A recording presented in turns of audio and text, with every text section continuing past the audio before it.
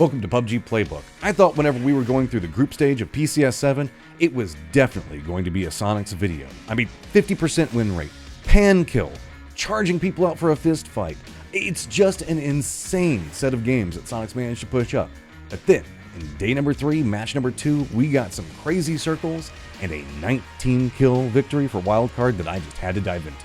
From Circle 1, we knew this game was going to go off. E-United was on a tear, and this circle looked to be setting up another great game for them. There is so much about to go down, I can't even begin to tackle it all in a few minutes.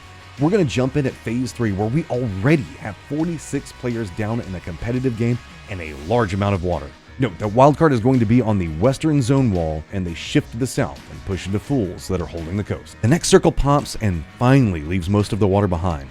This circle is very sparse for the 13 teams still remaining, so you know it's about to get absolutely explosive. This circle is E-United's backyard. They drop and they loot here. They know everything about the area. Add in the fact that they are already at 5 kills. What E-United don't know is that there is still one solo that survived a push into their fort and built a factory. While that was being prepped, Wildcard is still in their duel with fools, and Waikikimukau manages to clutch it up, and 2 of his members are down, and they manage to reset back to 4.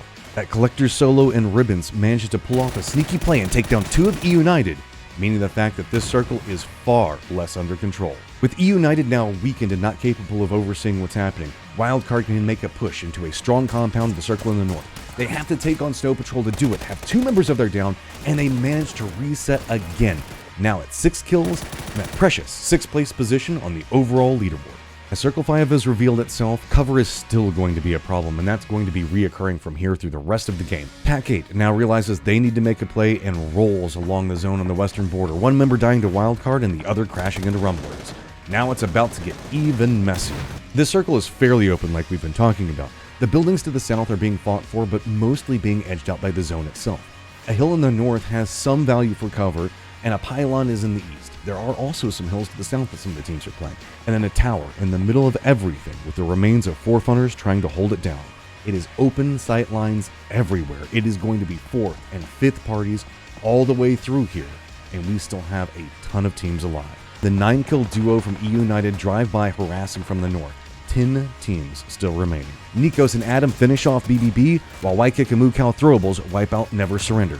2 teams dead at the exact same time by Wildcard's hands, and even the downed Greg shot is capable of being rezzed. Only 8 teams left. After surviving for a while, Vegas is finally found by the Rumblers and they finish him out. 7 teams left. To the south, Immaculate and ADR have been scrapping for so long. The pressure has been consistently building to finish this fight or figure out a way to leave. This circle has cut out so many options. To the east, the Spicy Fish duo turns the E-United duo into a solo. And now we move into Circle 7. The only things remaining in this circle are Wildcard's Hill and the 4 Funners Tower. Everyone now has to move and handle finding some type of safety in a coverless path in an absolutely barren circle. Desperate times call for some desperate moves.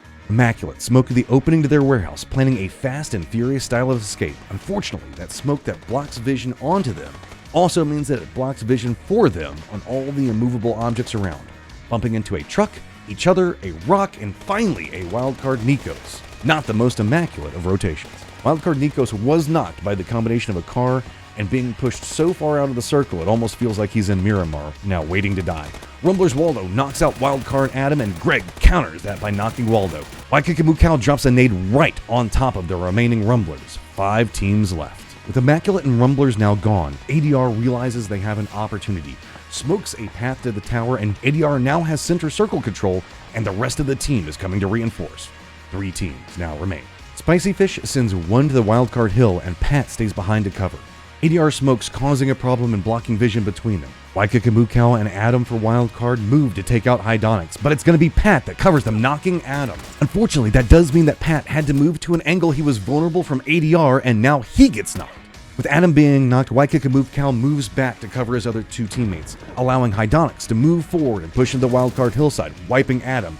But that is all Waikikimukau is going to allow as he sees it and kills Hydonics. 2 teams now remain. Wildcard with the hill and ADR with the tower. Greg sees Greta about to make it to the tower and gets a pivotal knock. This is a situation we talk about a lot in competitive. When you knock one player on a team, you are technically removing 2 from a fight. The one down player, and now one has to commit into the res. And when your team only has 3 members left, that means it's all onto one person to defend the entire squad. Wildcard knows this, and Waikakamukau dives into the Dacia, peels out, heading for the tower. Waikakamukau pushes the smoke side of the tower extremely fast. The solo res defender and Dylan is watching the opposite side of the tower from the stairs. All 3 ADR players are very close to each other. This means that only one angle on the tower was capable of being defended, and Waikakamukau managed to push into their blind side. Nades now fly out from both sides. Cal takes damage as he opted into nading the high side of the tower. ADR finishes their res out. Dylan then moves to peek the strong side, but Greg is waiting in tree cover, patiently trying to cover Waikakamukau, and that patience pays off as he manages to drop Dylan. And this next bit is clean. After finishing the heal, Waikakamukau throws through 2 different windows. Zray was playing the tower stairs, and he now runs into the 2nd floor, afraid of the push that's going to be coming. Right as Greta commits into a res, now with no defenders, the moment Cal rounds the corner and gets the drop onto him. Now only Zray up, he decides to go for an Assassin's Creed play, jumps out the window, but a clean flick coming out from Waikakamukau drops him as Zray's body lands on the UAZ in the ground. Defeated. Only one team left, Wildcard, for a total of 19 kills and a round victory, 29 points. The group stage weekend was about trying to get into those top 6 spots. With 29 points in one game, Wildcard manages to get into, therefore skipping the LCQ.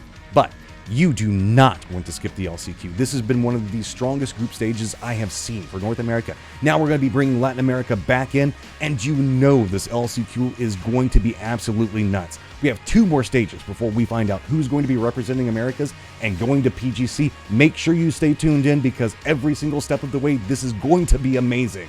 And as always, I'll see you on the battlegrounds. Hopefully not in the same game that Wildcard's in.